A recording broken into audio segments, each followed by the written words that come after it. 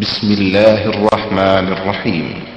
ومن أحسن قولا ممن دعا إلى الله وعمل صالحا وقال إنني من المسلمين. إن الحمد لله نستعينه ونستغفره ونعوذ بالله من شرور أنفسنا ومن سيئات أعمالنا. من يهده الله فلا مضل له ومن يضلل فلا هادي له. وأشهد أن لا إله إلا الله وحده لا شريك له وأشهد أن محمدا عبده ورسوله.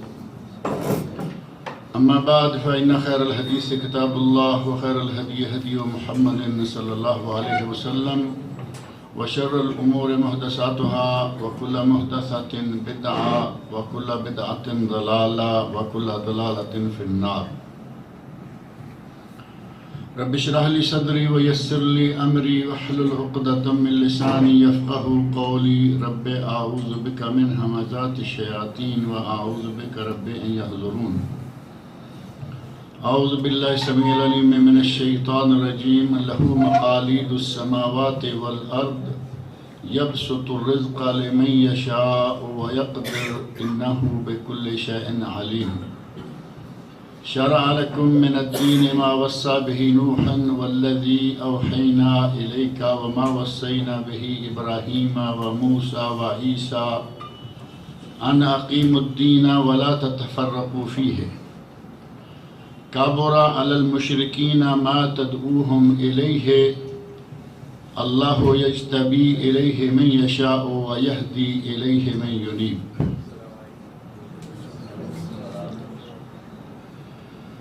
گزشتہ درس میں سورۃ شورى کی اس آیت نمبر 12 کا ترجمہ کیا گیا تھا. لہو مقالید السماوات والارض، کہ زمین و آسمان کی تمام چابیاں، زمین و آسمان کی کنجیاں اللہ کے پاس ہیں. یبسط الرزق لمن یشاء ویقدر، جس کے لیے وہ چاہتا ہے رزق فراوان عطا فرماتا ہے اور جس کے لیے چاہتا ہے رزق تنگ کر دیتا ہے. انہ بکل شیء علیم، بے شک وہ ہر چیز کو خوب جاننے والا ہے. اللہ رب العزت کے پاس زمین و آسمان کی چابیاں ہیں. زمین و آسمان میں جتنے خزانے ہیں، زمین و آسمان میں جتنی دولتیں ہیں اور زمین و آسمان میں جو کچھ ہیں، ہر چیز کی چابیاں اللہ کے پاس ہیں. اور وہ جس چیز کو جیسے چاہے اس میں اپنی مرضی سے ہیر پھیر کرتا ہے اور کر سکتا ہے، اسے کوئی روکنے والا نہیں. وہ بارش روک دے، کوئی برسا نہیں سکتا.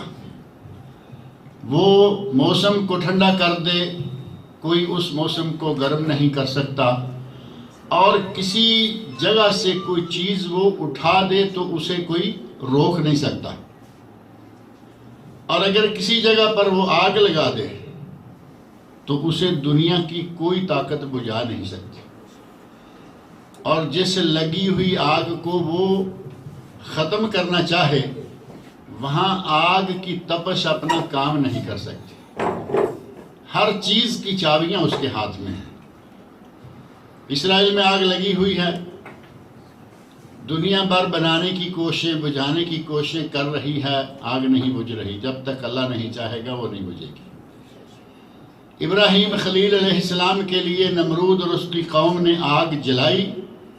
اتنا بڑا الاؤ، اتنا آگ کا بڑا الاؤ جلایا اور اللہ رب العزت نے اس سے جلانے کی تپش، جلانے کی طاقت اور تمازت چھین لی. ابراہیم علیہ السلام صحیح سلامت باہر آ گئے. جب چابیاں اس کے پاس ہیں تو کوئی چیز اس کے حکم کی نافرمانی نہیں کر سکتی. اللہ رب العزت جس کو رزق زیادہ دینا چاہے اس کو زیادہ دیتا ہے، جس کو کم دینا چاہے کم دیتا ہے. آیت کا آخری ٹکڑا جو ہے انہ بکل شیء علیم، کہ وہ ہر چیز کا خوب علم رکھنے والا ہے. اس سے بات سمجھنے میں بڑی آسانی ہو جاتی ہے کہ ایک آدمی بھوکا مر رہا ہے اور اس کے ساتھ ہی پڑوس میں دیوار کے اس طرف ایک آدمی لاکھوں اربوں خربوں میں کھیل رہا ہے، تو یہ فرق کیوں ہے؟ انہ بکل شیء علیم، وہ ہر چیز کا خوب جاننے والا ہے، کس کو کتنا دے گا اور کس کو کتنا وہ عطا کرے گا، وہ اس کی اپنی مرضی ہے۔ اور اللہ رب العزت یہ بھی جانتا ہے کہ کس کو کتنا دینا اس کے حق میں بہتر ہے۔ اگر خضر علیہ السلام کے جو چند کام سورہ کہف میں آئے ہیں، ان میں سے اس بچے کا ذکر آپ اپنے سامنے رکھیں تو معاملہ بالکل واضح ہو جاتا ہے۔ کھیلتے ہوئے بچوں کو ایک بچے کو مار دیا اور پوچھا موسیٰ علیہ السلام نے، سارے واقعے کے ضمن میں ایک حصہ یہ بھی ہے کہ بچے کو تو نے کیوں مار دیا؟ قتلت نفسا زکیہ، ایک معصوم جان کو تم نے قتل کیوں کیا؟ تو خضر علیہ السلام نے جو بات بتائی وہ اس مال کے سلسلہ میں آپ اپنے سامنے رکھ سکتے ہیں۔ اللہ رب العزت نے خضر علیہ السلام کو حکم دیا تھا، یہ تو نہیں ہے کہ اپنی مرضی سے وہ کر رہے تھے۔ اسی واقعہ کے ضمن میں یہ بات موجود ہے کہ خضر علیہ السلام نے موسیٰ علیہ السلام کو یہ بتایا تھا کہ یہ میں نے نہیں کیا، مجھ سے کروایا گیا ہے، مجھے میرے رب نے حکم دیا تھا۔ اور اس بچے کا دنیا میں زندہ رہنا اس کے ماں باپ کے لیے اچھا نہیں تھا، اللہ رب العزت نے حضرت خضر علیہ السلام کے ذریعے اسے مروا دیا۔ ایک آدمی کا ظرف اتنا ہے کہ وہ لاکھ پتی ارب پتی تو ذرا دور ہے، اگر لاکھ پتی ہو جائے تو وہ کسی کو پلے نہیں باندھے گا، اللہ رب العزت اسے دیتا ہی کم ہے۔ یہ سرکش ہو جائے گا، باغی ہو جائے گا، اس کی اپنی تقسیم ہے، جس کو چاہتا ہے وہ سینکڑوں میں رکھتا ہے، جس کو چاہتا ہے ہزاروں میں، جس کو چاہتا ہے لاکھوں اربوں خربوں میں، وہ مالک ہے۔ اور اس پوری کائنات کی ہر چیز کی چابیاں اس کے ہاتھ میں ہیں، جب چاہے کسی کے لیے کھول دے اور جب چاہے بند کر دے، اسے کوئی مجبور نہیں کر سکتا۔ شرع لکم من الدین ما وصی بہ نوحا، شرع لکم، اے امت مصطفیٰ صلی اللہ علیہ وسلم، اللہ نے تمہارے لیے دین مقرر کیا ہے۔ کون سا؟ ما وصی بہ نوحا، یہ کوئی نیا دین نہیں ہے۔ امت اسلامیہ سے اللہ رب العزت نے خطاب کرتے ہوئے فرمایا کہ جس دین کا تمہیں حکم دیا گیا ہے یہ کوئی نیا دین نہیں ہے، یہ پرانا چلا آ رہا ہے۔ انبیاء کرام میں سے یہاں اللہ رب العزت نے چند نام لیے ہیں۔ نوح علیہ السلام کا نام لیا، ابراہیم، موسیٰ اور عیسیٰ علیہ السلام کا نام لیا۔ اب یہ نہیں کہ صرف انہی 4 نبیوں کا دین ہے جو آ رہا ہے اور آج بھی ہمیں اسی کا حکم، بلکہ 3-4 کا نام لے کر بتانا یہ مقصود ہے کہ جو دین پہلے نبیوں کو تھا وہی امت اسلامیہ کے لیے بھی دین ہے۔ خطاب اللہ رب العزت نے امت کو فرمایا، شرع لکم، تمہارے لیے اللہ نے مقرر کیا یہ دین۔ شرع کا معنی اصل میں شرع، جیسا کہ اس کے لغت کے لغوی معنی سے پتہ چلتا ہے کہ اس کا معنی ہوتا ہے راستہ بنانا۔ شرع کا معنی راستہ بنانا، اور یہاں تو بڑا آسان ہے نا سمجھنا، جگہ جگہ شارع لکھا ہوا ہے، شارع ملک عبدالعزیز، شارع امیر فلان، شارع امیر فلان۔ اب یہ شارع کو شارع کیوں کہا جا رہا ہے؟ کہ یہ راستہ دکھاتی ہے، یہ روڈ کہاں کی طرف یا کس طرف جاتی ہے، یہ روڈ ہمیں بتا رہی ہے۔ اس روڈ کو شارع کہا گیا کہ یہ راستہ بتا رہی ہے۔ اصل معنی بنیادی یہ ہے لغوی طور پر، لیکن اصطلاحی طور پر اس کا معنی اللہ رب العزت کی طرف سے مقرر کیا گیا ہوا قاعدہ، مقرر کیا گیا ہوا ضابطہ جو دین ہے۔ اللہ رب العزت فرماتے ہیں، شرع لکم من الدین ما وصی بہ نوحا، مقرر کیا تمہارے لیے دین وہی جس کی وصیت کی گئی تھی نوح علیہ السلام کو۔ اب وصیت کا لفظ یہاں اللہ رب العزت نے فرمایا کہ ہم نے وصیت کی تھی نوح علیہ السلام کو، اور ہمارے یہاں پاک و ہند میں وصیت کے لفظ کے ساتھ ہی آدمی ڈر جاتا ہے کہ یہ تو کوئی مر گیا ہوگا، یہ تو اس کی وصیت ہے۔ ہمارے یہاں تو وصیت کے لفظ کو مرے ہوئے کے ساتھ پکا کر دیا گیا کہ اگر وصیت ہے تو یہ مرے ہوئے کی باتیں ہیں، جبکہ اللہ رب العزت حی قیوم ہے، الحی القیوم ہے، وہ ہمیشہ ہے، ہمیشہ رہے گا، ہمیشہ سے زندہ ہے، اسے کبھی موت نہیں آئے گی۔ حی قیوم لا یموت، اسے کبھی موت نہیں آنے والی۔ لیکن اس کے باوجود اللہ نے اپنے لیے وصا کا صیغہ استعمال فرمایا، وصا ما وصا بہ نوحا، جس کی وصیت کی اللہ نے نوح علیہ السلام کو۔ تو وصیت کا معنی خطرے والی، گھبرانے والی کوئی بات نہیں ہے۔ وصیت اصل میں تاکید کے ساتھ کسی کے لیے کوئی بات تاکیداً کرنا۔ اب مرنے والا جو ہے وہ ظاہر ہے کہ اس کے بعد تو کچھ کہنے والا نہیں، مرنے کے قریب جا کر وہ وصیت کرتا ہے، پکی کرتا ہے اپنی اولاد کو، دیکھو بھائی اپنی اماں کا خیال رکھنا۔ وصیت اور کیا کرے گا؟ اگر ایک بوڑھا آدمی مرنے لگتا ہے تو اس کی کوشش یہ ہوتی ہے کہ بیوی ابھی زندہ ہے، میرے بچے بعد میں اس کا خیال رکھیں۔ عموماً آپ سنیں گے کہ لوگ پہلی چیز جو ہے وہ یہی کرتے ہیں کہ بھائی اپنی اماں کا خیال رکھنا، حالانکہ بچوں کا فرض ہے کہ وہ اپنی ماں کا خیال رکھیں۔ اس کے باوجود وہ تاکید کر کے جاتا ہے کہ تم میرے بعد اپنی اماں کا بطور خاص خیال رکھنا۔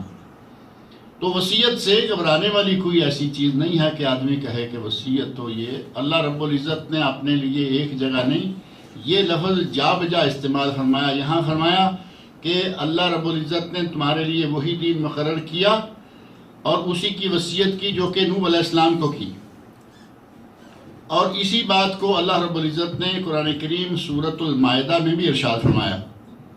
سورۃ المائدہ میں یہ جو شریعت کا معاملہ ہے کہ ہم نے تمہیں وہی شریعت دی جو کہ نوح علیہ السلام، ابراہیم، موسیٰ اور عیسیٰ علیہ السلام کو دی تھی، اسی بات کو اللہ رب العزت نے سورۃ المائدہ میں بیان کرتے ہوئے ارشاد فرمایا، جعلنا منکم شرعۃ لکل جعلنا منکم شرعۃ و منہاجا، ہم نے تم میں سے ہر ایک کے لیے ایک دستور اور ایک راہ مقرر فرمائی۔ یعنی جتنے انبیاء گزرے ہیں ہر نبی کے لیے ایک دستور اور ایک مقررہ راہ ہے۔ اب دین کیا ہے؟ دین سارے کے سارے انبیاء کے لیے ایک رہا، دین تمام انبیاء کے لیے ایک رہا، اور شریعتیں الگ الگ رہیں۔ دین اور شریعت دو چیزیں ہوں گی نا قریب قریب۔ شریعت کہیں تو ہم اسے یہی مراد لیتے ہیں کہ جو اللہ اور اللہ کے رسول نے فرمایا ہے وہی شریعت ہے۔ اور اس میں سے بطور خاص دین کیا ہے؟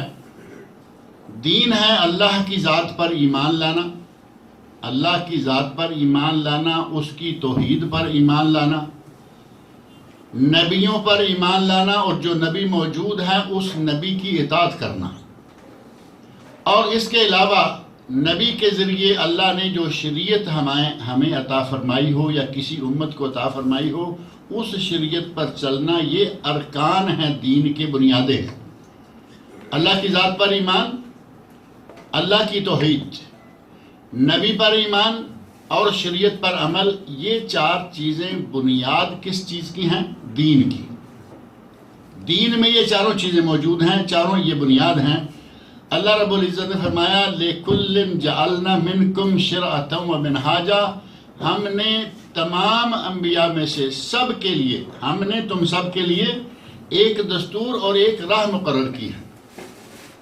اور اسی سلسلہ میں ہمیں امت اسلامیہ سے خطاب کرتے ہوئے، اور ظاہر ہے کہ یہ خطاب ہمیں ڈائریکٹ نہیں ہوا، ہمیں نبی اکرم صلی اللہ علیہ وسلم کے ذریعے ہوا، لیکن اللہ رب العزت نے خطاب میں یہ بات واضح طور پر بیان فرما دی کہ ہم نے تمہارے لیے وہی دین مقرر کیا ہے جو کہ نوح علیہ السلام کے لیے مقرر کیا تھا۔ تو معنی یہ ہوا کہ دین ایک ہے، ایک رہا ہے، تمام انبیاء کا دین ایک ہی تھا، لیکن شریعتیں بدلتی رہیں۔ دین میں کچھ چیزیں ہیں جیسے نماز کا ادا کرنا ہے، شرائع اسلامیہ میں سے نماز کا ادا کرنا، یہ سارے پہلے انبیاء میں نماز تھی، لیکن نماز کا طریقہ کیا ہے؟ وہ ہر نبی کے زمانے میں مختلف ہوتا رہا۔ روزے ہر نبی کے زمانے میں تھے، لیکن ہر نبی کے زمانے میں روزے الگ الگ تھے۔ اب ایک معروف بات آپ سنتے ہوں گے کہ عیسائیوں کے روزے 40 ہیں، عیسائیوں کے روزے 40 ہیں اور ہمارے 29 یا 30، یعنی 30 سے بھی کم ہی ہم چاہتے ہیں کہ یا اللہ چاند آج نظر آ ہی جائے، 29 کے بعد عید ہو جائے، زیادہ سے زیادہ 30 ہو گئے۔ عیسائیوں کے یہاں 24 گھنٹے کا روزہ اور ہمارا 12 یا 13 گھنٹے کا، اور کبھی 14 کا ہو گیا بڑی مشکل سے، بہت گرمی کے دن ہوں تو تب جا کے 14 گھنٹے کا روزہ بنتا ہے۔ عیسائیوں کا 24 گھنٹے کا روزہ، اور کچھ لوگ ایسے ہیں کہ جن کا روزہ بڑا عجیب ہے۔ ہندوؤں کے یہاں شاید آپ لوگوں کا کچھ واسطہ مجھ سے زیادہ پڑا ہوگا کہ ہندوؤں کا بھی روزہ ہے، لیکن وہ بڑا عجیب روزہ ہے۔ ایک مرتبہ میں ابو ظبی سے دبئی، اور دبئی سے آگے مجھے آنا تھا اپنے شہر، یو اے کے شہروں میں سے آپ کو شاید معلوم ہے یا نہیں، ایک ام القوین ہے، میں ام القوین میں تھا۔ تو یہ شہر دبئی، آگے شارجہ اور عجمان، ان سے ہوتے ہوئے مجھے ام القوین آنا تھا۔ دبئی میں داخل ہونے کے ساتھ ہی 5-7 نوجوان نظر آئے۔ رات کا پہر کافی تھا، یعنی آدھی رات کے بعد کا وقت ہے، تو میں نے وہاں آ کے گاڑی کھڑی کر کے ان کو ساتھ بٹھا لیا۔ میں نے کہا کون ہے اس وقت، ٹیکسی بیچاروں کو کہاں ملے گی، بٹھا تو لیا، لیکن وہ بعد میں پتہ چلا کہ وہ سارے ہندو ہیں۔ اور میں نے تو انسان سمجھ کے بٹھایا، اور مسلمانوں کے ملکوں میں عموماً مسلمان ہی ہوتے ہیں۔ چلے بات ہوتے ہوتے پتہ چلا کہ ہمارا روزہ تھا اور ہم روزہ کھولنے آئے ہیں یہاں۔ میں نے پوچھا کہ تمہارا روزہ کیسا ہوتا ہے یا کیا صورتحال ہوتی ہے، بات چل نکلی تو ہنسنے لگے، لڑکے نوجوان تھے، سارے ہنسنے لگے، کہنے لگے جی ہمارا وہ روزہ کیا ہوتا ہے، ہمیں چولہے پر پکی ہوئی چیز نہیں کھانا، پھل کھائیں، فروٹ کھائیں، جوس پئیں، کچھ بھی مشکل نہیں ہے، کوئی پرابلم نہیں، صرف چولہے پر پکی ہوئی روٹی یا سالن نہیں کھانا۔ کچھ لوگوں کے یہاں یہ روزہ ہے۔ پہلی شریعتوں میں روزہ تھا، لیکن ہمارے روزے کی طرح نہیں، کچھ مختلف تھا۔ پہلی شریعتوں میں نماز تھی، لیکن ہماری نماز کی طرح نہیں، اس کا کچھ انداز مختلف تھا، رکعتیں مختلف، اوقات مختلف۔ تو اللہ رب العزت نے فرمایا کہ ہم نے سارے نبیوں کو دین یہ دیا، لیکن ان کے احکام میں کچھ تبدیلیاں ہوتی رہیں۔ جیسے کہ مرتبہ میں ذکر کرتا رہتا ہوں کہ آدم علیہ السلام کے زمانے میں بہن بھائی کا نکاح جائز تھا، آج نہیں ہے، آج بہن بھائی محرم ہیں۔ ایک ماں اور ایک باپ سے ہوں تو ہمارے یہاں کہا جاتا ہے سگے بہن بھائی، یہ بھی محرم ہیں۔ اور اگر باپ الگ الگ ہو، ماں ایک ہو، تب بھی وہ بھائی ہیں، بہن بھائی ہیں، تب بھی محرم ہیں۔ اور اگر ماں ایک ہے، باپ الگ الگ ہیں، ایک عورت نے 2 شوہروں سے باری باری شادی کی، تب بھی بہن بھائی ہیں۔ اور باقاعدہ ان کا نبی صلی اللہ علیہ وسلم کے ارشادات میں، لغت عرب میں ان کے نام الگ الگ ہیں، لیکن ہیں بہن بھائی۔ محرمیت کا رشتہ سب میں قائم ہے، چاہے ماں ایک ہو، چاہے باپ ایک ہو، چاہے ماں باپ دونوں کے ایک ہو، تینوں شکلوں میں اگر ماں باپ ایک ہیں تو وہ رشتہ بنتا ہے شقیق۔ شقیق یعنی جسے ہم سگے کہتے ہیں، شقیق کا معنی سگے بہن بھائی کہ دونوں کے ماں باپ ایک ہیں۔ اور اگر مائیں الگ ہوں اور باپ ایک ہو تو اس وقت ہوں گے اللاتی، کہا جائے گا کہ یہ اللاتی بہن بھائی ہیں کہ باپ ان کا ایک ہے لیکن مائیں الگ الگ ہیں۔ باپ ایک ہو، مائیں الگ ہوں، اللاتی۔ اور اگر ماں ایک ہو اور باپ الگ الگ ہوں تو اخیافی۔ 3 قسمیں ہو گئی نا، شقیق، اللاتی اور اخیافی۔ نبی صلی اللہ علیہ وسلم نے اس دین اور شریعت کے معاملے کو بھی انہی ناموں میں سے ایک نام کے ذریعے ہمارے لیے واضح کیا۔ اور صحیح بخاری میں حدیث موجود ہے جس میں نبی صلی اللہ علیہ وسلم فرماتے ہیں الانبیاء اخوۃ لعلات، نبی جو ہیں یہ اللاتی بھائی ہیں۔ اللاتی بھائی میں نے بتایا کہ جن کا باپ ایک ہو مائیں الگ الگ ہو۔ فرمایا کہ ہم نبی اللاتی بھائی ہیں، باپ ایک ہے یعنی دین ایک ہے، لیکن مائیں الگ الگ ہیں، شریعتیں الگ الگ ہیں۔ صرف شریعت کے احکام میں کچھ کمی بیشی ہے، ورنہ اصل دین جو ہے وہ سب کا ایک ہی ہے۔ اللہ رب العزت نے یہ بات یہاں سورۃ المائدہ میں اس انداز سے بیان فرمائی، لِكُلٍّ جَعَلْنَا مِنْكُمْ شِرْعَةً وَمِنْهَاجًا، ہم نے تم میں سے ہر کسی کے لیے الگ الگ شریعت اور الگ الگ راہ، دستور اور راہ الگ الگ مقرر کیے، لیکن ہر کسی کے لیے ہیں، اور دین ہر کسی کے لیے ایک ہے۔ اور اس دین کی بنیاد جو ہے وہ چار چیزیں جو میں نے ذکر کی ہیں وہ آپ کے ذہن میں ہوں گی۔ اللہ کی ذات پر ایمان اور اللہ کی توحید، یہ یک وقت ایک ہی طرح کی چیزیں لیکن دو ہیں۔ اللہ کی ذات پر ایمان اور اللہ کی توحید۔ ایک آدمی اللہ کی ذات پر ایمان رکھتا ہے، لیکن ساتھ ہی ساری سرکاریں، درباریں، مزاریں بھی اس کی عبادت کا مرکز بنی رہتی ہیں، تو اللہ کی ذات پر اس کا ایمان ہونے کے باوجود وہ اللہ کی توحید کا قائل نہیں ہے، مشرک ہے۔ اللہ کی ذات پر بھی ایمان ہے اور مشرک بھی ہے، غیر اللہ کی عبادت بھی کیے چلا جاتا ہے۔ اللہ کی ذات پر ایمان اور دوسرا اللہ کی توحید، یہ دین کا بنیادی نقطہ ہے۔ اور نبی پر ایمان، جو نبی وقت کا ہے اس پر ایمان، اور جو شریعت ہے اس پر عمل۔ ان چار چیزوں یا چار اجزاء کے مجموعے کو دین کہا گیا۔ یہ ہر نبی کے زمانے میں ایک رہا۔ آپ قرآن کریم کے مختلف مقامات کو پڑھ کے دیکھیں، جس نبی نے دعوت کا آغاز کیا اس نے سب سے پہلے یہی دعوت دی کہ اللہ کے سوا کوئی عبادت کے لائق نہیں۔ تو گویا عبادت الہی ہر نبی کا فرض منصبی رہا کہ وہ اللہ ایک کی عبادت کی طرف دعوت دے۔ جو نبی آیا قرآن کریم کا ایک مقام نہیں، بہت سارے مقامات ہیں کہ ہر نبی نے اپنے ماننے والوں سے یہی کہا کہ اللہ کے سوا عبادت کے لائق دوسرا کوئی نہیں ہے۔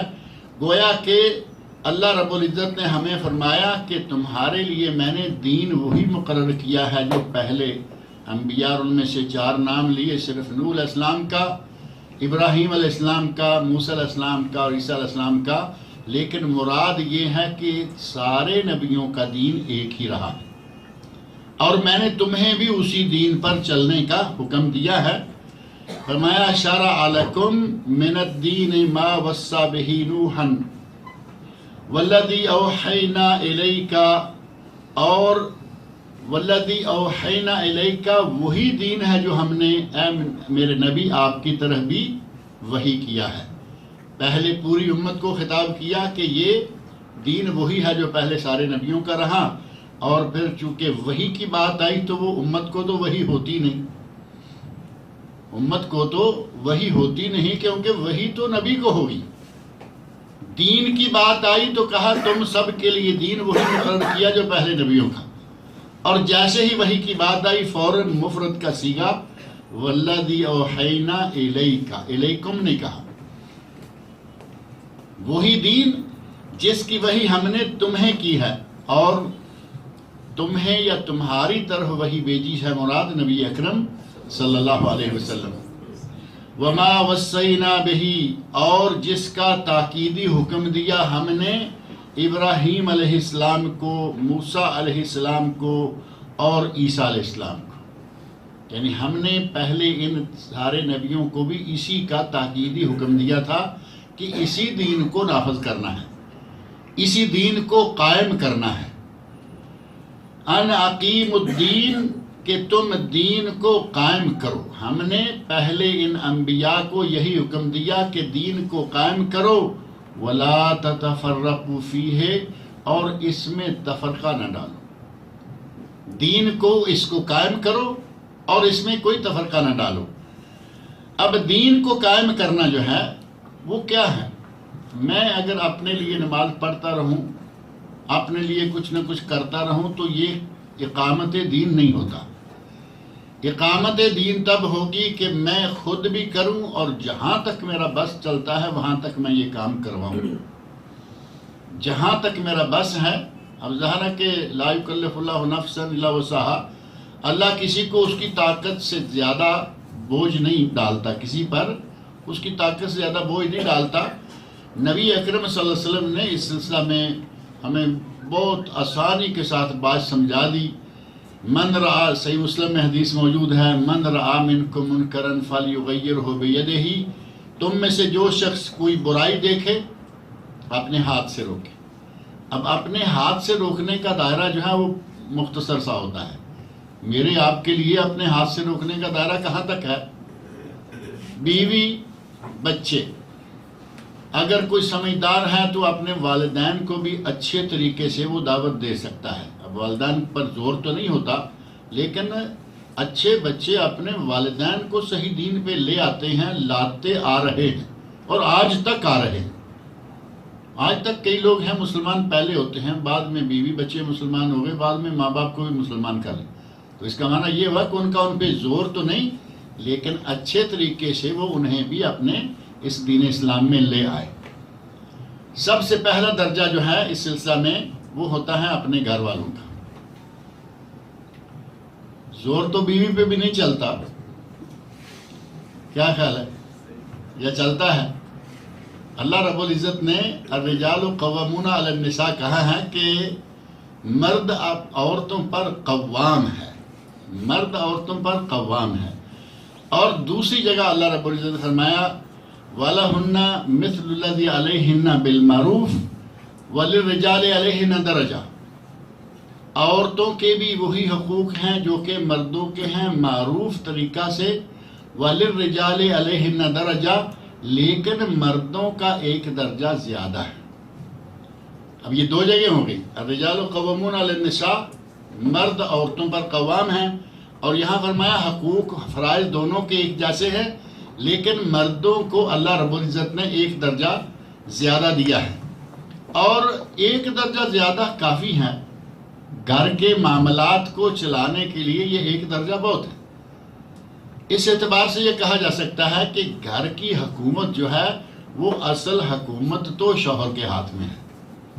اب یہ الگ بات ہے کہ شوہر ہینڈزپ کر لے اور ساری حکومت گھر والی کو دے دے، اس کی اپنی مرضی ہے.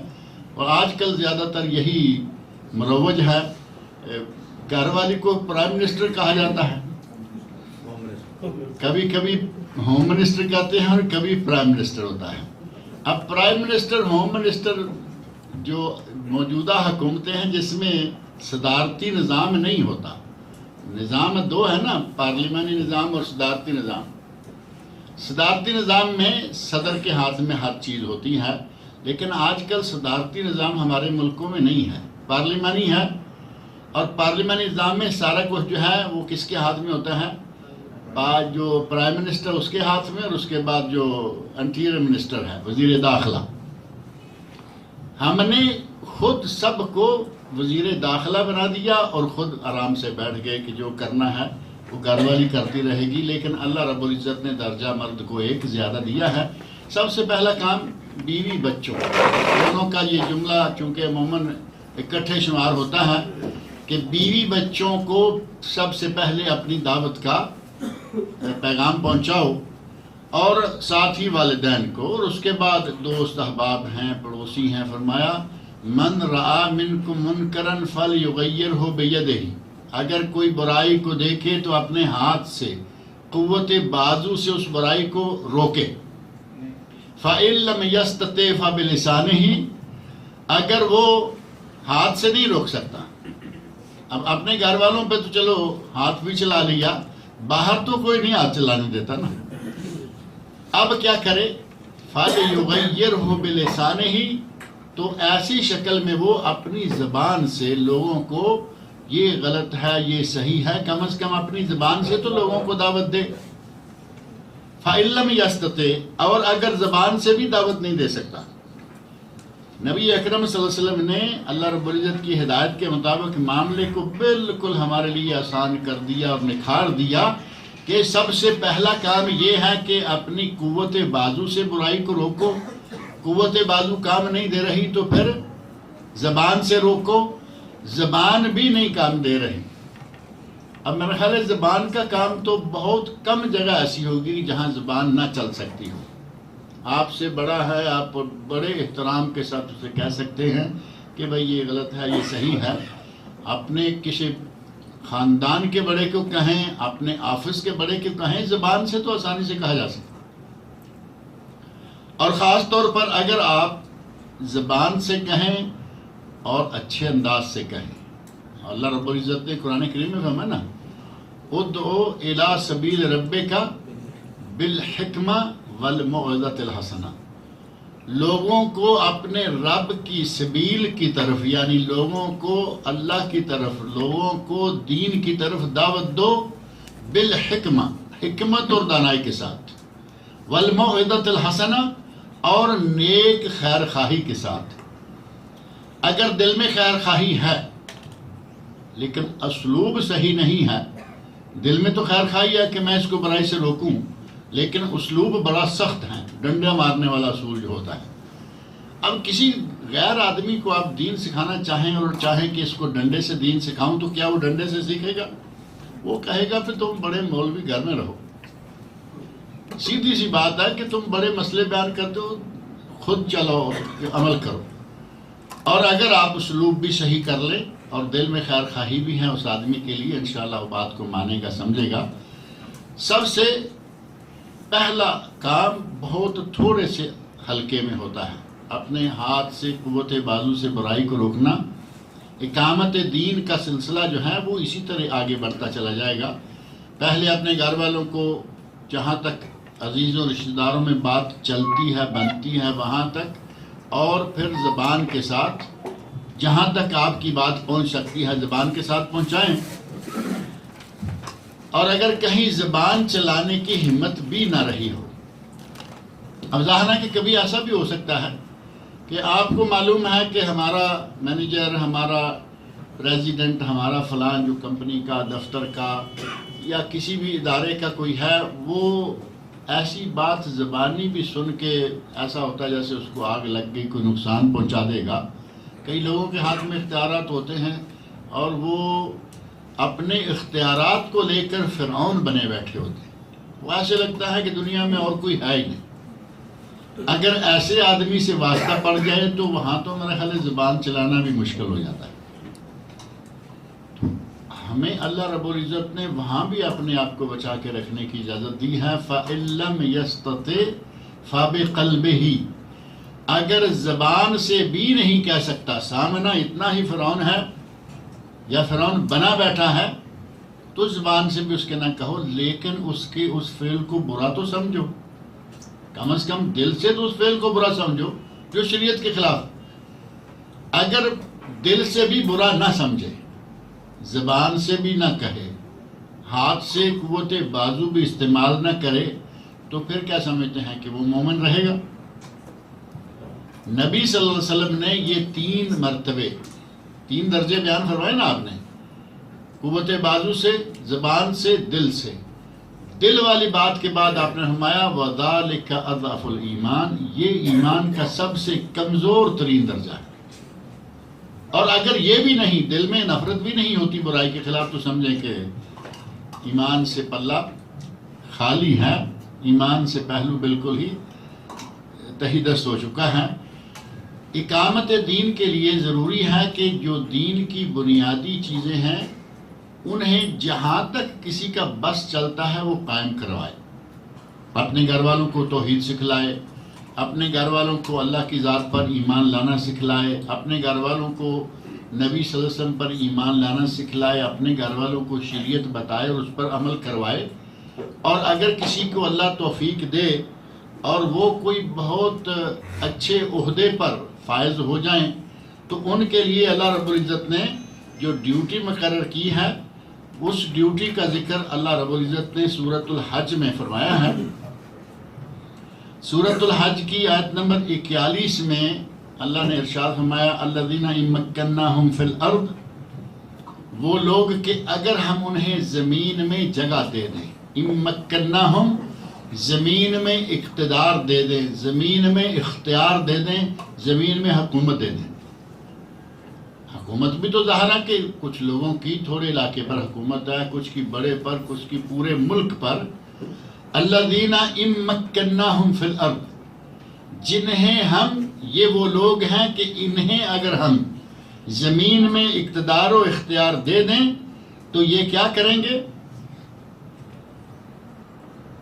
اقاموا الصلاۃ، سب سے پہلے یہ کام کریں گے کہ یہ نظام نماز قائم کریں گے. اقاموا الصلاۃ، نماز کو قائم کریں گے اور نماز کو قائم کروائیں گے. اقامت نماز جو ہے، جیسے اقامت دین ہے کہ وہ صرف اپنے آپ سے نہیں، اپنے لوگوں سے بھی اس کو قائم کروانا، اسی طرح اقامت صلاۃ ہے کہ نماز کے نظام کو قائم کرنا. اللہ نے فرمایا کہ اگر ہم انہیں دنیا میں اقتدار دیتے ہیں، دنیا میں حکومت دے دیتے ہیں، دنیا میں ان کو اختیار دیتے ہیں کہ وہ کچھ کر سکیں، تو وہ پہلا کام کیا کریں گے؟ نظام صلاۃ قائم کریں گے. اور آپ کے علم میں ہے کہ نظام صلاۃ پاکستان کی تاریخ میں تھوڑا سا عرصہ ہم نے دیکھا ہے کہ پاکستان میں نظام صلاۃ قائم ہو گیا تھا. سعودی عرب میں الحمدللہ مدتیں ہو گئی، 100 سال سے بھی زیادہ عرصہ ہو رہا ہے جب سے آل سعود نے حکومت سنبھالی ہے. سعودی عرب میں نظام صلاۃ قائم ہے یا نہیں؟ نظام صلاۃ قائم ہونے میں کمی بیشی کہا جا سکتا ہے، لیکن قائم ہے. مسجدیں کھل گئیں اور دکانیں بند ہو گئیں. اذان کے ساتھ مسجدیں کھل گئیں، اذان کے ساتھ دکانیں بند ہوں گئی. پورے سعودی عرب میں یہ نظام قائم ہے.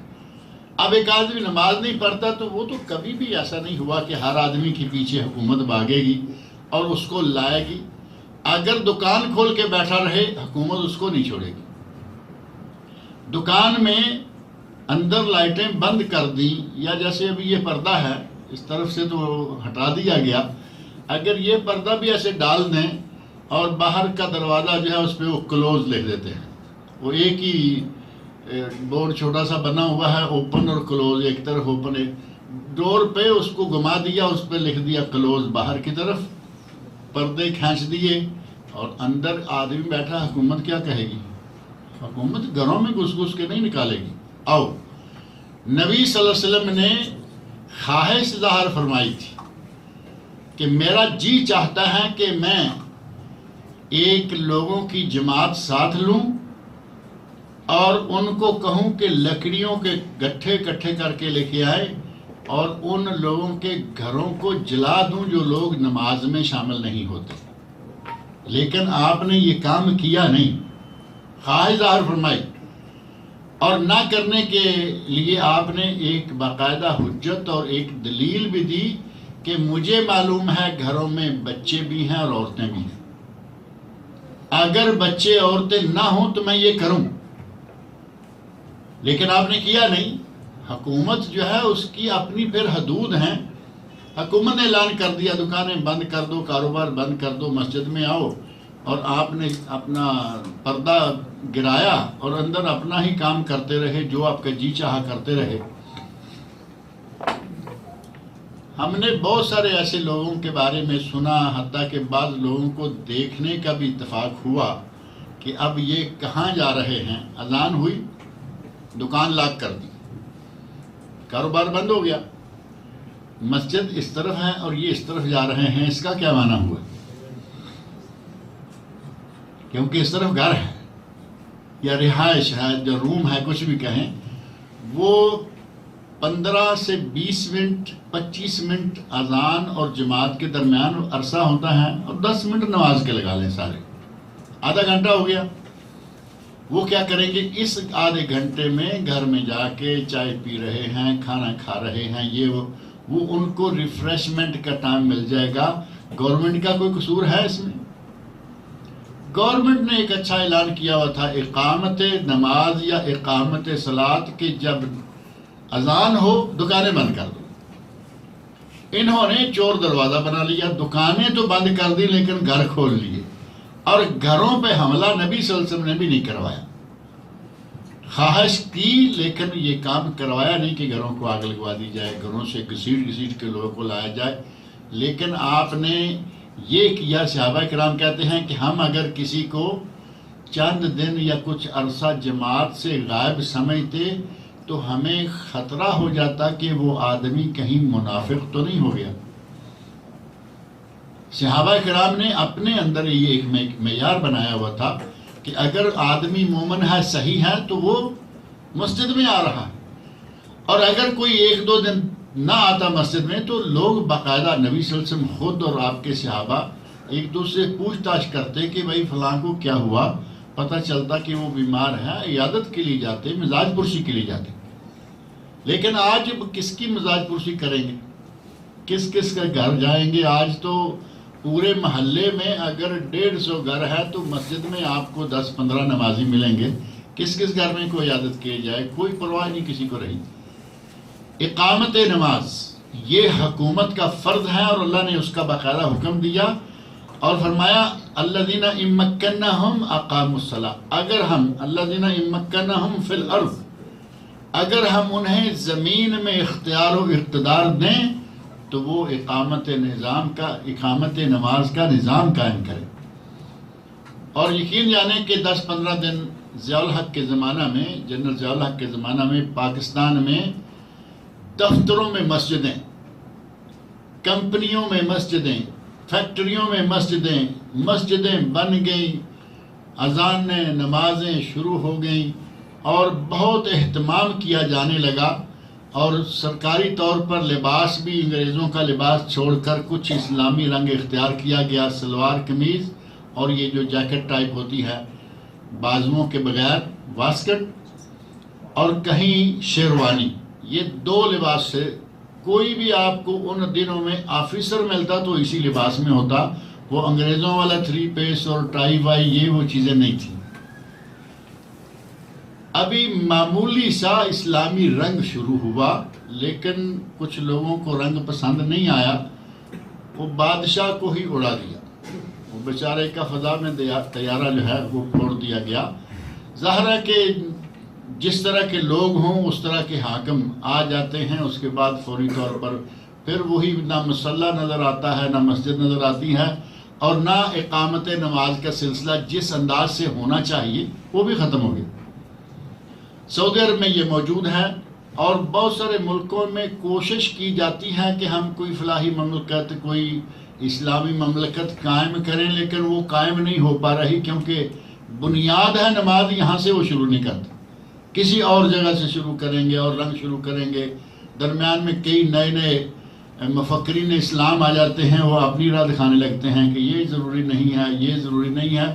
معاملے جو ہیں وہ رک جاتے ہیں. آج پوری دنیا میں اگر اسلامی نظام کو لے کر کوئی حکومت قائم ہے تو یہ آپ کی سعودی عرب کی حکومت ہے. اس میں کوئی شک ہے؟ مجھے کسی نے یہ بات نہیں کہی کہ یہ بات کہنا ہے، لیکن آپ اور میں ہم جانتے ہیں کہ اگر اسلامی نظام کے حوالے سے کہیں کچھ تھوڑا بہت کام ہے تو سعودی عرب میں، اور اس کی برکات بھی آپ کے سامنے ہیں. دنیا کا سب سے پرامن ملک بھی یہی ہے. بہت سارے اسلامی ملک بے شمار ہیں، قتل و غارت، زناکاری، عیاشی، فحاشی، بدماشی حد ہو گئی، لیکن یہاں الحمدللہ بڑی حد تک امن و سکون ہے. ہر طرح سے گناہ کم ہیں یقیناً، لیکن کم ہیں. تھے تو صحابہ کے زمانے بھی تھے، کہیں کہیں ہو جاتا، کبھی گناہ جو ہے وہ ہو جاتا ہے. گناہ انسان کی فطرت کے خلاف نہیں ہے، لیکن اتنا ہو کہ شب و روز ہر جگہ چل سو چل ہو، یہاں بھی ایسا نہیں ہے، اور ایسا اسلامی حکومتوں میں ہوا بھی نہیں کرتا، کیونکہ وہاں اسلامی شریعت کو نافذ کیا جاتا ہے. اقامت دین کا معنی ہے اقامت شریعت، لوگوں میں شریعت کو نافذ کرنا. فرمایا الذین ان مکناہم فی الارض اقاموا الصلاۃ، وہ نماز قائم کرتے ہیں، نماز کا نظام قائم کرتے ہیں تاکہ وہ خود بھی نماز پڑھیں اور دوسرے لوگ بھی نماز پڑھیں. اب اگر امیر المومنین نمازی ہوگا تو یقیناً لوگ بھی نمازی ہوں گے. یہ بات تو ہے یا نہیں؟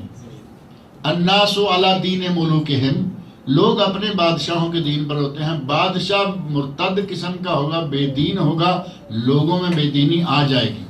بادشاہ نیک دیندار ہوگا، لوگوں میں دینداری آ جائے گی. یہ فطری امر ہے. الناس علی دین ملوکہم، کیونکہ عموماً لوگ اپنے حاکم کے دین پر ہوتے ہیں، پتہ ہے بادشاہ ہے اور اسی کی لائن میں سارے چلتے چلے جاتے ہیں۔ اگر بادشاہ صحیح ہوگا، اب پہلے زمانے میں آپ کو معلوم ہوگا کہ امیر المومنین باقاعدہ عید پڑھاتے تھے، امیر المومنین باقاعدہ جماعت کراتے تھے، 5 وقت کی نماز کی جماعت، معروف ہے یا نہیں؟ امیر المومنین عمر فاروق رضی اللہ عنہ کو برچھی ماری گئی، آپ کہاں تھے؟ محراب میں جماعت کروا رہے تھے فجر کی جماعت، اور امیر المومنین جماعت کروا رہے تھے۔ کیا سمجھتے ہیں کہ باقی نمازیں وہ نہیں پڑھاتے ہوں گے؟ سب سے مشکل ترین نماز ہے فجر کی نماز۔ اللہ رب العزت ہم سب کو توفیق عطا فرمائے۔ نبی صلی اللہ علیہ وسلم نے 2 نمازیں بہت بھاری ہیں، 2 نمازیں کہا، اور ان 2 میں سے میں سمجھتا ہوں سب سے بھاری یہ فجر ہے۔ فرمایا کہ منافق آدمی کے لیے، اب انداز نبی صلی اللہ علیہ وسلم کا، منافق آدمی کے لیے 2 نمازیں بڑی بھاری ہیں، اور یہ 2 نمازیں ہیں عشاء اور فجر کی نماز۔ عشاء اور فجر، آج تو عشاء بھاری نہیں رہی، کیونکہ عشاء کے وقت سونے کا کوئی تصور ہی نہیں ہے، اندھیرے کا کوئی تصور نہیں ہے۔ پہلے تو یہ تھا کہ فجر کو اٹھنا مشکل ہے، اور عشاء میں اندھیرا ہے، سونا جلدی سو گئے۔ آج کل کوئی سوتا ہی نہیں، اس معاملے میں بھی معاملہ آسان ہو گیا۔ دوسرا یہ کہ اس وقت مسجد میں اندھیرا ہوتا تھا، رات کو مغرب تو ظاہر ہے کہ ایسے وقت میں پڑی جاتی ہے کہ نہ ہوتے ہوتے بھی آدمی پہچانے جاتے ہیں، چاہے کمرے میں کیوں نہ ہو۔ عشاء کے وقت وہ زمانہ ایسا تھا کہ لائٹوں کا کوئی انتظام نہیں تھا، کون جانتا ہے کون آیا کون نہیں آیا، چلو سوتے ہیں۔ فرمایا کہ منافق کے لیے بھاری ہے عشاء، منافق کے لیے بھاری ہے فجر، اور اب منافق کے لیے صرف فجر ہی باری نظر آتی ہے، کیونکہ عشاء میں سب جاگ رہے ہیں، لائٹیں موجود ہیں، معلوم ہے کہ مسجد میں نہ گئے تو پتہ چل جائے گا، گئے تو بھی پتہ چل جائے گا۔ اللہ رب العزت ہمیں 5 وقت کا پکا نمازی بنائے۔ جماعت میں شرکت ہی نہیں کرتے تھے، بلکہ امیر المومنین جماعت کروایا کرتے تھے۔ اگر امیر المومنین جماعت کرانے پہ آ جائیں تو یقیناً قوم میں، ان کے عوام میں یہ شعور پیدا ہوگا کہ یہ دین ہم نے اپنانا ہے، یہ کام ہم نے بھی کرنا ہے۔ تو یہ ہے اصل میں اقامت صلاۃ، نماز کی اقامت یہ ہے کہ نماز کا نظام قائم کریں، وآتوا الزکاۃ، اور زکوٰۃ ادا کریں۔ نظام زکوٰۃ بھی آپ دیکھتے ہیں کہ کسی ملک میں نہیں ہے، اگر کہیں اس کا نام بھی سننے میں آتا ہے تو سعودی عرب میں نام سنتے ہیں۔ زکوٰۃ باقاعدہ سرکاری طور پر وصول کی جا رہی ہے سعودی عرب میں، اور عام آدمی سے وصول نہیں کرتے، جس کا کوئی کاروبار ہے، کچھ تھوڑا بہت اس کی انکم کی لائن نظر آتی ہے، اس کی زکوٰۃ وصول کرتے ہیں۔ یہاں ہمارے پاک و ہند کے لوگ آئے ہوئے ماشاءاللہ بڑی بڑی تنخواہیں لے رہے ہیں، کبھی کسی نے پوچھا آ کے کہ تم زکوٰۃ دیتے ہو یا نہیں؟ کوئی نہیں پوچھتا۔ وہ اپنے ٹوٹل مال میں سے تھوڑے سے پیسے لگا کے کاروبار شروع کر دے تو اس سے پوچھا جائے گا کہ زکوٰۃ دی، چونکہ پتہ ہے کہ ایک ذریعہ آمدنی ہے۔ گویا کہ نظام زکوٰۃ قائم ہے، اگرچہ جزوی طور پر ہے، پورا نہیں۔ چاہیے تو یہ تھا کہ جس کی جتنی آمدنی ہے سارا حساب کریں، سال بھر کے خرچ کا اندازہ کریں، اور ہر کسی کی تھوڑی بہت پوچھ گچھ کریں کہ بھائی تمہارا کتنا بنتا ہے، کیا حساب ہے، لیکن اس میں سے اس کھاتے کو، پرسنل کھاتے کو چھوڑ دیا، اور بزنس لائن میں جو بھی آ جائے، چاہے بزنس چھوٹا ہی کیوں نہیں، اس کا لائسنس رینیو نہیں ہوتا جب تک وہ زکوٰۃ ادا نہیں کرے گا۔ سی آر نہیں بنتا، کیونکہ ہمارے تو کاروبار ایسے ہی ہے نا، سی آر کسی کے نام، کاروبار کسی کا، سی آر بننے گا سعودی کے نام، اور سی آر رینیو کرنے کے لیے ضروری ہے کہ وہ زکوٰۃ جو بنتی ہے وہ ادا کرے، یعنی اس دکان کی یا کاروبار کی مالیت کے حساب سے جو زکوٰۃ بنی ہے وہ ادا کرے گا، تو تب جا کے وہ سی آر رینیو ہوگا۔ گویا کہ نظام زکوٰۃ بھی آپ سعودی عرب میں دیکھتے ہیں قائم ہے، الحمدللہ نظام اصلاحات قائم ہے، اور اللہ رب العزت نے اس کا حکم دیا ہے، الذین ان مکناہم فی الارض اقاموا الصلاۃ وآتوا الزکاۃ وامروا بالمعروف، اور نیکی کا حکم دیتے ہیں وَنَهَوْا عَنِ الْمُنْكَرِ اور برائی سے روکتے ہیں۔ امر بالمعروف نہی عن المنکر جو میں نے پہلے بھی یہ بات ذکر کر دی ہے کہ اللہ رب العزت نے امر بالمعروف کا ہمیں حکم دیا ہے، اور اگر زمین میں اللہ کسی کو اقتدار دیتا ہے تو اس کے واجبات میں سے، اس کی ڈیوٹیوں میں سے، اس کی ذمہ داریوں سے اللہ نے یہ ذمہ داری لگائی ہے کہ وہ امر بالمعروف کا نہی عن المنکر کا فریضہ ادا کریں گے۔ اور اگر یہ فریضہ حکومتی سطح پہ ادا ہو تو وہ ملک بہت ساری برائیوں سے، بہت سارے گناہوں سے، بہت سارے جرائم سے پاک ہو جاتا ہے۔ ایک ہے ذاتی طور پر امر بالمعروف، جیسا کہ نبی سے فرمایا من رعا منکم منکرا، یہ نہیں فرمایا کہ وہ گورنر ہو، وزیر اعظم ہو، بادشاہ ہو، حاکم ہو، نہیں، من رعا جو بھی دیکھے، یہ ہو گیا ذاتی سطح پر۔ اور اگر یہی جو قرآن کریم میں اللہ نے فرمایا ہے الذین ان مکناہم فی الارض، جنہیں ہم زمین میں اقتدار دے دیں، حکومت دے دیں، جن کو حکومت دے دے ان کے لیے جب ذاتی نہیں رہے گا، ان کے زیر اثر، زیر حکومت، زیر کنٹرول جتنا علاقہ ہے اس سارے علاقے میں امر بالمعروف اور نہی عن المنکر کرنا فرض ہو جائے گا۔ اور جو حکومتیں یا جو حکومت یہ کام کرے اس حکومت میں یقیناً امن و امان ہوگا، اللہ کی برکتیں ہوں گی، رحمتیں نازل ہوں گی اور پر امن ملک ہوگا۔ اس کی مثال پھر ہمارے سامنے یہی آ جا کے نکلتی ہے، کیونکہ یہ فریضہ بھی کسی دوسرے ملک میں آپ کو نظر نہیں آئے گا۔ آپ دیکھتے ہیں پاکستان اسلامی ملک ہے، یو اے اسلامی ملک ہے، کویت، بحرین، عمان، جی سی سی، مصر، لبنان، یہ وہ لبنان کو میں چھوڑ دوں، وہ مکس سا ملک ہے، آدھے مسلمان اور آدھے عیسائی حکومت میں بھی۔ آپ کے علم میں ہوگا نا کہ اگر وزیر اعظم مسلمان ہے تو صدر عیسائی، اور اگر صدر مسلمان ہے تو وزیر اعظم عیسائی۔ وہاں یہ دو کرسیاں جو ہیں وہ بانٹ کے رکھتے ہیں، ایک عیسائی کے پاس، ایک مسلمان کے پاس۔ اس کو چھوڑے اور کتنے ملک ہیں، جتنے بھی اسلامی ممالک میں ہیں ان میں سے کسی سے سرکاری طور پر آپ کو یہ فریضہ امر بالمعروف نہی عن المنکر یہ نظر نہیں آئے گا۔ اگر کہیں معمولی کوئی چھوٹا موٹا ادارہ اپنے طور پہ کام کر رہا ہے، پوری دنیا کے ممالک میں سے اگر باقاعدہ منسٹری کی سطح کا ادارہ کوئی ہے تو وہ سعودی عرب میں۔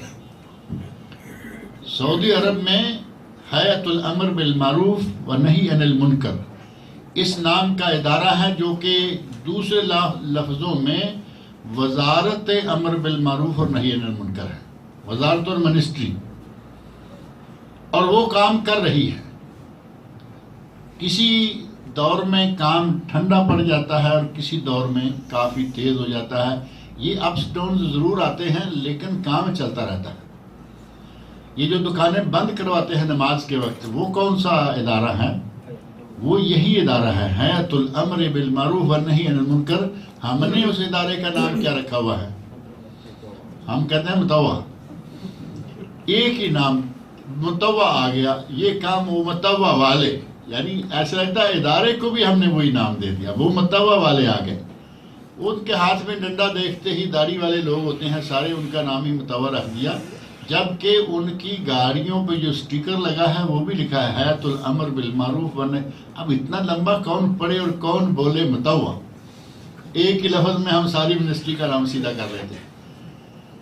تو یہ ادارہ یہاں سعودی عرب میں کام کر رہا ہے، اور اس ادارے کے کام کرنے کے نتائج آپ کے سامنے ہیں۔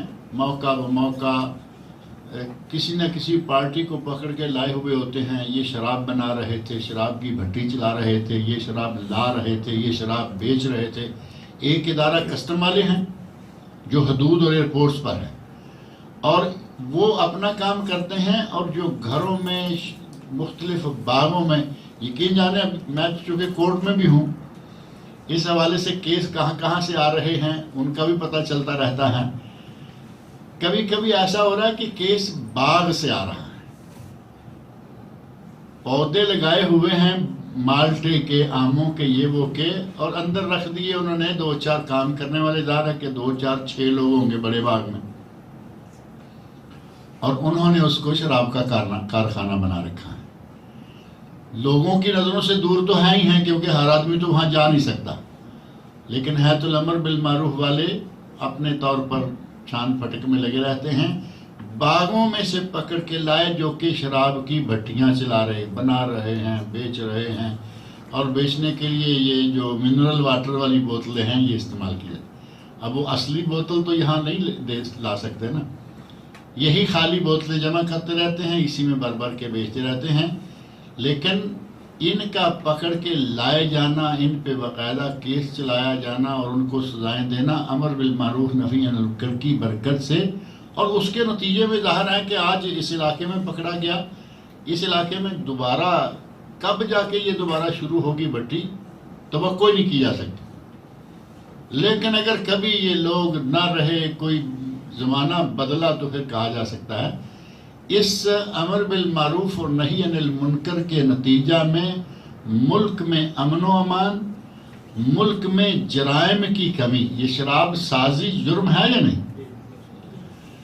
شراب کے بنانے والے، شراب کے پینے والے، شراب کے پلانے والے، شراب کی سپلائی کرنے والے 10 لوگ ہیں جن پر نبی صلی اللہ علیہ وسلم نے لعنت فرمائی ہے۔ اتنا بڑا کام، 10 لوگوں پر لعنت، اور وہ 10 باری باری آتے جائیں گے شراب کے لیے وہ چیزیں مہیا کرنے والے، یعنی جتنے بھی جس کا بھی تعلق کسی بھی طرح سے شراب کے بیچنے، بنانے، پینے، پلانے میں آتا ہے، ان سب پر نبی صلی اللہ علیہ وسلم نے لعنت فرمائی۔ اب اس کے روکنے کے لیے ادارہ اپنا کام کر رہا ہے، اور موقع بموقع کوئی نہ کوئی جگہ سے کیس آئے رہتے ہیں۔ کچھ علاقے بڑے معروف ہیں اس سلسلہ میں، کچھ جگہیں بڑی معروف ہیں، اور کچھ کمیونٹیز بڑی معروف ہیں۔ اب ان کا نام لینے کی ضرورت نہیں ہے۔ کوشش کریں اپنے دائیں بائیں دوست احباب اگر کہیں سے خبر ملے ایسی، ان لوگوں کو نصیحت کریں، ان لوگوں کو نصیحت کریں، انہیں سمجھائیں کہ کہاں بیٹھے ہوئے ہو، کیا کر رہے ہو، کسی وقت بھی تم پہ کسی کی نظر پڑ گئی تو تمہارا کام تمام ہو جائے گا، لہٰذا اپنے آپ کو بچا کے رکھیں۔ اللہ رب العزت فرماتے ہیں کہ جنہیں ہم زمین میں اقتدار دیتے ہیں وہ کیا کیا کام کرتے ہیں؟ نظام صلاۃ، اقامت صلاۃ کا نظام قائم کرتے ہیں، زکوٰۃ کا نظام قائم کرتے ہیں، امر بالمعروف اور نہی عن المنکر کا نظام قائم کرتے ہیں۔ یہ بنیادی چیزیں ہیں کسی اسلامی حکومت کے قائم ہونے اور اس کی ذمہ داریوں کا خاکہ۔ اگر اسلامی نظام نافذ کرنا ہے کسی ملک میں، آپ اسلامی نظام نافذ کرنا چاہتے ہیں تو یہ اسٹارٹ ان کاموں سے لینا ہوگا اور ان کاموں کا کرنا ہوگا۔ اللہ رب العزت نے فرمایا کہ ہم نے تمہارے لیے وہی دین مقرر کیا ہے جو کہ نوح علیہ السلام کے لیے مقرر کیا تھا، اور وہی ہم نے اے میرے نبی آپ کی طرف وحی کیا ہے۔ وما وصینا بہ ابراہیم و موسیٰ و عیسیٰ، ابراہیم، موسیٰ، عیسیٰ علیہ السلام کو بھی ہم نے اسی کی تاکید کی تھی، ان اقیم الدین، کہ تم دین کو قائم کرو، اقامت دین کا فریضہ ادا کرو۔ اور اقامت دین کے فریضہ کے بنیادی 3-4 پلر جو ہیں وہ یہ ہیں کہ اللہ رب العزت کے لیے دین قائم کرنے، نظام صلاۃ، نظام زکوٰۃ، نظام امر بالمعروف نہی عن المنکر، یہ قائم کرو۔ ولا تتفرقوا فیہ، اور آپس میں اختلافات میں مبتلا نہ ہو جاؤ، یعنی دین ہے تو اس کو سارے ہی اصل دین کو اختیار کرو، اور دین میں اختلاف نہ کرنے، اختلاف میں مبتلا نہ ہونے کا قرآن کریم کے کئی مقامات پر اللہ رب العزت نے ذکر فرمایا ہے۔ وہ آیات ساری پڑھیں گے تو مسئلہ ذرا لمبا ہو جائے گا۔ اگر آپ ڈائریکٹ قرآن کریم اور نبی اکرم صلی اللہ علیہ وسلم کے ارشادات کو لیتے ہیں، اختلافات رہتے ہی نہیں۔ اختلافات کب آئیں گے؟ جب ہم میری تیری کریں گے تو اختلافات جو ہیں وہ آ جائیں گے۔ قرآن کریم ہمارے پاس ہے، قرآن کریم میں جو آ گیا اللہ سے ولا ہے، حدیث شریف صحیح سند سے ثابت حدیث ہے، اس میں جو آ گیا اللہ سے ولا۔ اگر قرآن و سنت سے ثابت نہیں، صحابہ کرام خلفاء راشدین نے جو عمل کیا اللہ سے ولا۔ اب ان 3 جگہوں سے اگر آپ کو کوئی چیز نہیں مل رہی تو اب مسئلہ آ جائے گا اجتہاد کا۔ اجتہاد میں اختلاف ہونا ممکن ہے اور کسی ایک رائے کو لے لینا جائز ہے، لیکن کب؟ چوتھے درجے میں جا کر. اور اگر ہم سٹارٹ ہی وہاں سے لیں، اصل ترتیب ہے کتاب اللہ سنت رسول اجماع صحابہ، یا کتاب اللہ سنت رسول سنت الخلفاء اور اجماع صحابہ. اگر آپ ان کو اول باول قبول کریں، ان پہ عمل کریں، اختلاف رہے گا نہیں. ہمارے معاشرے میں خاص طور پر ہمارے پاک و ہند میں جو دیندار لوگوں میں علماء میں اختلافات ہیں، اس کی بنیادی وجہ یہ ہے کہ ہم نے ترتیب الٹ رکھی ہے. پوری کی پوری ترتیب جو ہے ہم نے الٹا رکھی ہے. کتاب و سنت بعد میں، خلفاء راشدین بعد میں، تعامل صحابہ بعد میں، ہمارے امام صاحب نے کیا کہا وہ سب سے پہلے. اب اس کی تفصیل میں جائے تو بات لمبی ہو جائے گی. یہاں تک بھی کچھ مولویوں نے کہا، اور بڑے بڑے امام کا لفظ ساتھ موجود ہے، یعنی عام سے مولوی نہیں، ساتھ امام کا لفظ لگتا ہے. 4 امام نہیں، صرف امام تو ظاہر بہت سارے ہیں نا. 4 اماموں کے ماننے والوں میں پھر آگے بہت سارے امام ہیں. امام تک کے لوگ یہ کہہ رہے ہیں کہ اگر ہمارے امام کے قول کے خلاف کوئی آیت ہوئی، میں بس مختصر سا تھوڑا سا یہ بات بتا کے چھوڑ دوں گا، اگر کوئی آیت قرآن کریم کی ہمارے امام کی بات کے خلاف ہوئی تو ہم اس آیت کی تعویل کریں گے. آپ اندازہ کریں، ہم اس آیت کی تعویل کریں گے، اور اگر ہم سے تعویل نہ ہوئی تو اس آیت کو منسوخ مانیں گے. یعنی امام کے قول کو چھوڑنے کے لیے تیار نہیں، یا تعویل کر کے اس آیت کا معنی گول مول کر کے اپنی مرضی کا بنائیں گے. تعویل کا معنی یہ کہ اس کو اصل سے گھما پھرا کے آیت کا کان مروڑیں گے، امام کی بات نہیں چھوڑیں گے. تعویل نہیں کر پائیں گے تو پھر کہیں گے کہ یہ آیت ہی منسوخ ہے، ہم امام کے قول کو نہیں چھوڑیں گے. اس سے بڑا ظلم اور کیا ہوگا؟ قرآن کریم کے ساتھ جب ہمارا عمل یہ ہوگا تو حدیث شریف تو ظاہر اس کے بعد آتی ہیں. کلام الہی کو یہ منسوخ ماننے کو تیار ہیں، تعویل کرنے کو تیار ہیں، لیکن امام کی بات چھوڑنے کو تیار نہیں ہیں. اختلافات تو آٹومیٹک آ جائیں گے. اگر کتاب و سنت اول رہے اور اس کے بعد اجتہاد کا درجہ رہے تو یہ اختلافات بنتے نہیں. اللہ نے فرمایا دین کو قائم کرو، اقامت دین کا فریضہ ادا کرو، اور تفرقہ بازی میں مبتلا مت ہو جاؤ. کبر علی المشرکین ما تدعوہم الیہ، مشرکین پر یہ بہت بھاری ہے جس کی طرف تم دعوت دے رہے ہو. نبی اکرم صلی اللہ علیہ وسلم سے مخاطب ہو کے فرمایا کہ جس توحید کی طرف تم دعوت دے رہے ہو یہ مشرکوں کے لیے بہت بھاری ہے. کبر علی المشرکین، یہ بہت بھاری ہے مشرکوں پر. ما تدعوہم الیہ، جس کی طرف کہ آپ انہیں بلا رہے ہیں. اللہ یجتبی الیہ من یشاء، اللہ جس کو چاہتا ہے اپنے لیے برگزیدہ کر لیتا ہے. یجتبی اجتباء، ایک لفظ سنتے ہوں گے مجتبی، حضرت محمد مجتبی، یا کہتے ہیں احمد مجتبی محمد مصطفیٰ صلی اللہ علیہ وسلم. نبی اکرم صلی اللہ علیہ وسلم کو استفاء اور اجتباء یہ مرتبے ہیں. اجتباء کا معنی ہے برگزیدہ، اللہ رب العزت کا چنا ہوا ایک اسپیشل آدمی جس کو اللہ نے منتخب کر لیا ہے. تمام لوگوں میں سے جو منتخب شخص ہے اس کے لیے لفظ استعمال ہوتا ہے اجتباء. اور امت اسلامیہ کے لیے اللہ رب العزت نے ہمارے نبی صلی اللہ علیہ وسلم کو یہ درجہ عطا فرمایا. اس لیے کہا جاتا ہے احمد مجتبی محمد مصطفیٰ صلی اللہ علیہ وسلم. فرمایا اللہ یجتبی الیہ من یشاء، اللہ جس کو چاہتا ہے وہ اپنے لیے برگزیدہ کر لیتا ہے، چن لیتا ہے. ویہدی الیہ من ینیب، اور جس کو چاہتا ہے وہ اپنی طرف ہدایت دیتا ہے. من ینیب، جو اس کی طرف رجوع کرنا چاہے.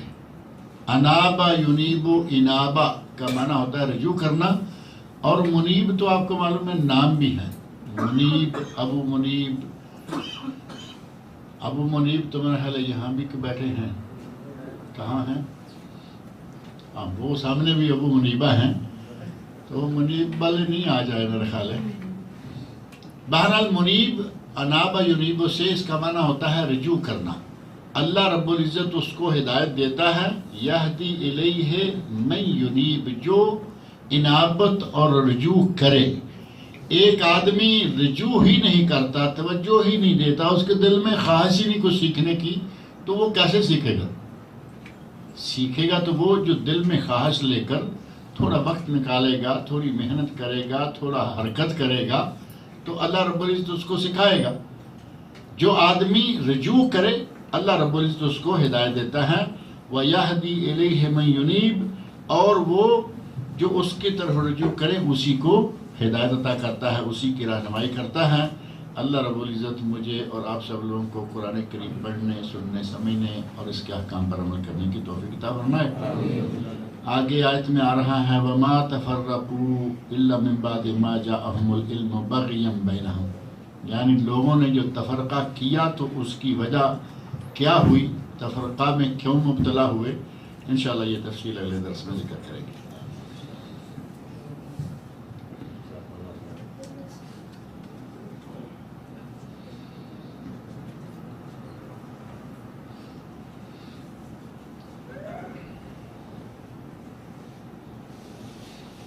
کہا کہ کیا عورت گھر میں دوسری اذان کا انتظار کرے یا پہلی اذان کے بعد ہی نماز پڑھ لے؟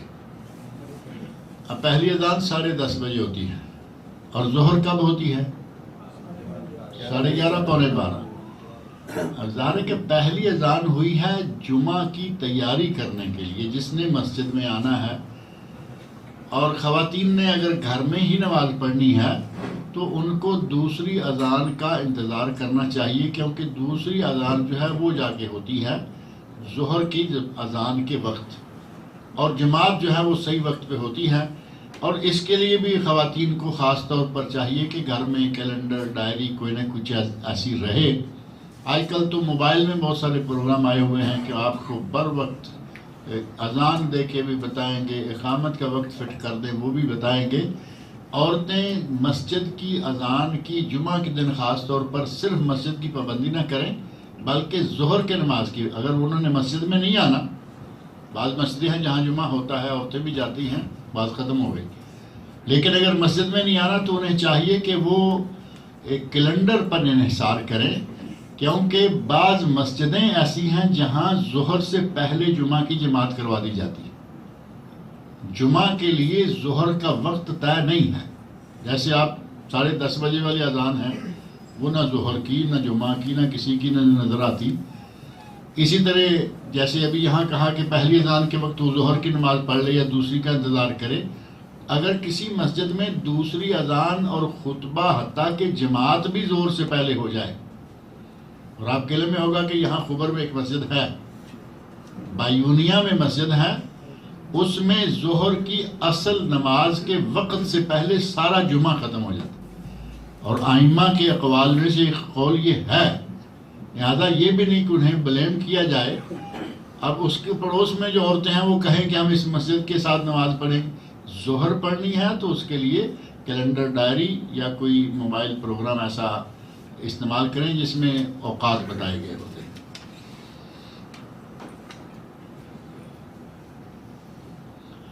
کیا 12 ربیع الاول نبی صلی اللہ علیہ وسلم کی پیدائش اور وفات کا دن ہے؟ پیدائش کا دن مشہور ہے کہ 12 ربیع الاول ہی ہے، لیکن زیادہ صحیح جو ہے وہ ہے 9، بلکہ 9 اور 8 اور 10 یہ 3 عدد ہیں جن میں سے سب سے زیادہ جو محققین کرام نے طے کیا وہ ہے 9 تاریخ کا، کہ نبی صلی اللہ علیہ وسلم کی ولادت 9 تاریخ کو ہوئی، لیکن بالاتفاق تمام مورخین کا، سیرت نگاروں کا اس بات پر اتفاق ہے کہ آپ کی وفات 12 تاریخ کو ہی ہوئی۔ اسی لیے عموماً 12 وفات ہی کہا جایا کرتا تھا۔ اگر کوئی تھوڑا بہت پڑھتے تھے، کوئی نعت خوانی وغیرہ کرتے تھے تو 12 ربیع الاول کرتے تھے اور کہتے تھے 12 وفات۔ اب آہستہ آہستہ یہ معاملہ ترقی کرتا گیا. 12 وفات کہتے مولویوں کو کچھ حلوے ملوے زیادہ نہیں ملتے تھے، تو انہوں نے کہا کہ اس کا نام بدلو، اس کو عید کرو. پہلے 12 وفات، اب عید میلاد. عید میلاد سے بھی جی نہیں بھرا تو اب جشن میلاد. پہلے جشن میلاد پہ کچھ نعت پڑھ دی، کچھ کر دیا، کچھ باہر نکلے اور جلوس نکال لیا، جھنڈیاں لائٹیں لگا لی. اب کیک بھی کٹنا شروع ہو گیا.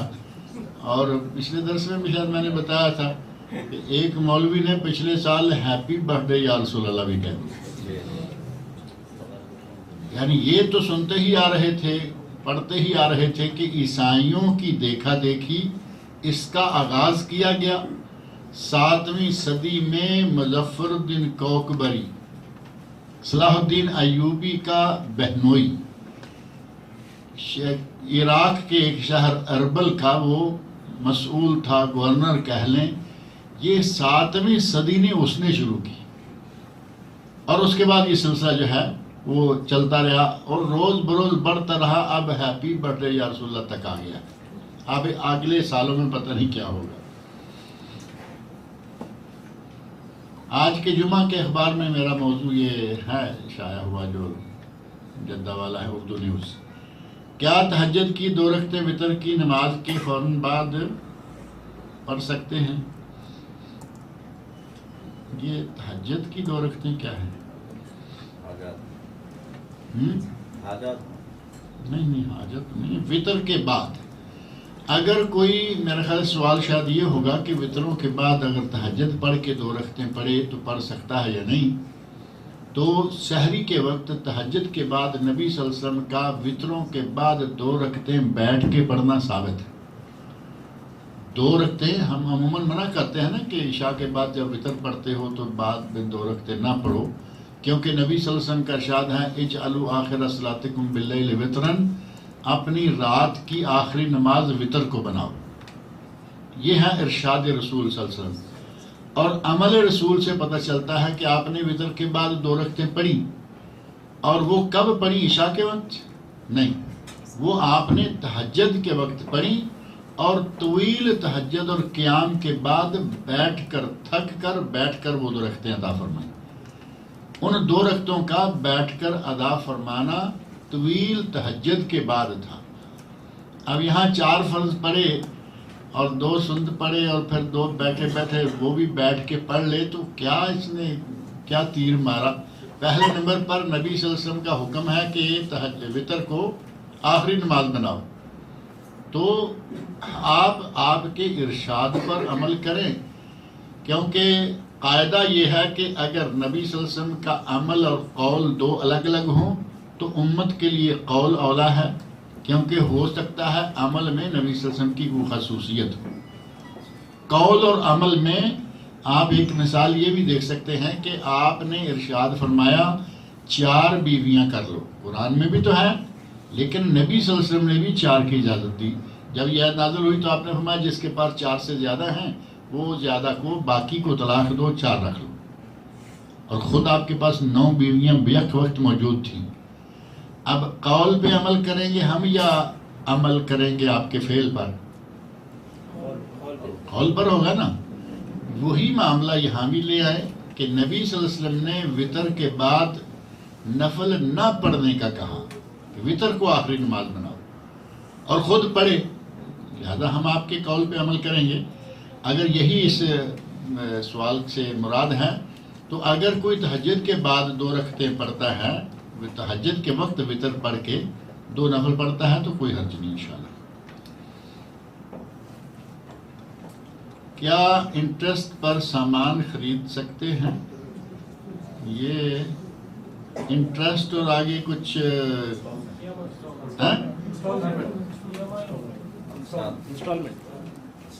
انسٹالمنٹ نہیں، انٹرسٹ لکھا ہوا ہے، سود بھی لکھا ہوا ہے. انسٹالمنٹ تو میں بھی پڑھ سکتا ہوں. اب میں نے جو لکھا ہوا ہے وہ پڑھ رہا ہوں. یہ سوال کرنے والے نے پتہ نہیں اب کیا، اگر تو انسٹالمنٹ ہی مراد ہے، یہاں سیدھا انٹرسٹ بھی لکھا ہے، بریکٹ میں سود بھی لکھا ہے کہ سود پر کچھ خرید سکتے ہیں. بھائی سود تو حرام ہے، سود پہ کچھ نہیں خرید سکتے. اور اگر انسٹالمنٹ کے اس سسٹم کے بارے میں آپ سے چاہ رہے ہیں کہ وہ بیان کیا جائے کہ کچھ لوگ اس کو سود سمجھتے ہیں کچھ لوگ نہیں سمجھتے، تو اس سلسلہ میں یہ ہے کہ انسٹالمنٹ پہ خریدنے کو عموماً ہمارے پاک و ہند کے علماء منع کرتے ہیں کہ انسٹالمنٹ پہ نہ لو، کیونکہ انسٹالمنٹ میں قیمتیں دو ہو جاتی ہیں. کیش لیتے ہو تو 1 لاکھ کی اور انسٹالمنٹ میں لیتے ہو تو 1.25 لاکھ کی. تو وہ کہتے ہیں کہ یہ 25,000 کیا ہوئے، یہ سود ہے، لہذا یہ کام نہ ہو. جبکہ یہاں سعودی عرب میں علماء کا فتویٰ ہے کہ اگر آپ کوئی چیز خریدتے ہیں انسٹالمنٹ میں اور اس میں کوئی سودی بینک انوالو نہ ہو، اور اگر کوئی قسط لیٹ ہو جاتی ہے تو اس پہ کوئی پینلٹی بھی نہ ہو، جرمانہ بھی نہ ہو، غرامہ نہ کیا جائے، تو آپ قسطیں طے ہیں، قسطوں کی قیمت طے ہے، یہ 3-4 چیزیں ہیں. اگر یہ ساری ٹھیک ہوں، کوئی سودی بینک انوالو نہ ہو، پہلی بات. تو اکثر بینک سودی ہوتے ہیں، اور کئی کمپنی ایسی ہیں کہیں گی جی آپ کا اکاؤنٹ پہلے ساب میں ہونا چاہیے یا سامبا میں ہونا چاہیے. اب یہ ہمارے رشتہ دار کہاں سے آ جائیں گے، امریکہ والے، برطانیہ والے، کہ ہمیں قرض حسنہ دے دیں گے. وہ تو سود کر رہے ہیں، سودی نظام ہے سارا ان کا. اگر سودی بینک انوالو نہ ہو، پینلٹی نہ ہو، قسطیں کتنی ہوں گی طے ہو، ایک قسط کی قیمت کتنی ہوگی طے ہو، اگر یہ چیزیں موجود ہیں تو سعودی علماء کا فتویٰ یہ ہے کہ ایسا آپ کر سکتے ہیں اور یہ چیز خرید سکتے ہیں. اب یہ چاروں شرطیں پوری ہونی چاہیے.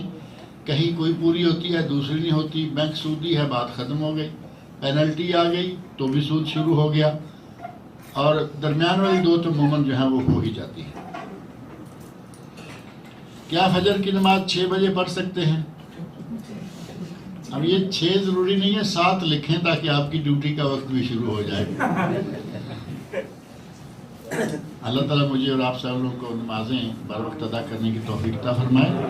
نماز فجر کا جو وقت ہے اس وقت سے لے کے سورج کے طلوع ہونے سے پہلے اگر کسی کو لیٹ ہو گئی تو سورج کے طلوع ہونے سے پہلے پڑھ لے، اور اس کے بعد وہ قضا ہو گئی. اب وہ کیا کرتا ہے، پڑھنی تو ظاہر ہے ہوگی ہی، لیکن اس کی وہ قضا ہو گئی، ادا نہیں رہی. لہذا یہ 6-5 کو چھوڑیں، جو نماز کا وقت ہے اس نماز کے وقت نماز پڑھا کریں. اللہ تعالیٰ مجھے اور آپ سب لوگوں کو نیک عمل کی توفیق عطا فرمائے.